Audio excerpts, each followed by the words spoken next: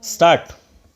Now, sir, honorable members will recall that the bill was introduced in the House of the People on the 2nd September 1953. It has had a long history and in one form or another it has been before the public since the end of 1949. In the statement of objects and reasons, the various stages through which the bill has passed since 1946 have been summarized, and I need not recapitulate on this occasion the circumstances in which the then government of India took the decision in early 1946 to initiate an inquiry into the reform of our company law. I would remind honorable members that between 1946 and 1948 the entire field of company law was carefully reviewed by two distinguished company lawyers who were appointed to recommend the broad lines on which the present act should be revised. Their recommendations were examined in the then Ministry of Commerce, and certain tentative departmental views which emerged were circulated in a comprehensive memorandum to all recognized trade and industrial associations,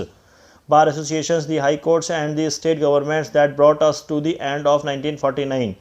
Many representations on this memorandum were duly received from chambers of commerce, trade and industrial associations, state governments and the general public. At the end of 1950, the government of India appointed a committee under the chairmanship of Shri Bhabha to go into the entire question of the revision of the Companies Act with particular reference to its bearing on the development of trade and industry in this country.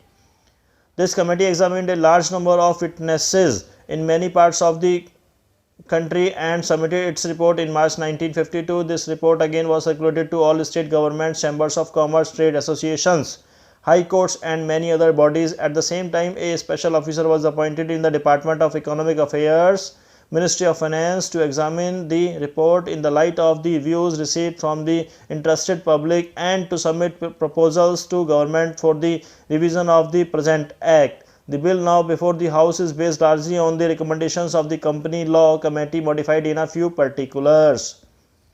Honorable members will notice that so far as public relations go, the bill has covered adequate ground in a measure like the Companies Bill, however, which covers the entire field of the operation of joint stock companies. The limits of consultation and discussion can never be exhausted, and I would like to inform honorable members that although the bill was introduced in Parliament over 7 months ago, our officers have been engaged throughout this period in further studies and informal discussion with the interest concerned, and on occasions I have also participated in such discussions. I have also given some further thought to some of the issues arising out of the bill, and I propose at the appropriate stage to bring before the select committee any changes in the provisions of the bill which seem to me to be worthy of consideration in the light of this further examination.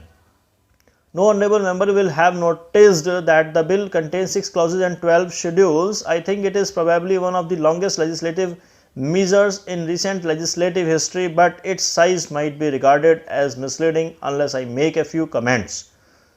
The bill is both, one must remember, a consolidating and amending measure as mentioned in the statement of objects and reasons. This is the first opportunity which has occurred since 1923 for the consolidation of the Companies Act.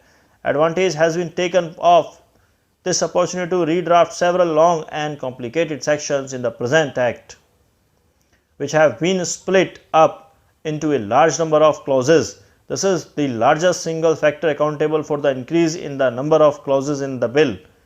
New clauses embodying substantial changes in the present law would hardly constitute more than a small fraction of the bill.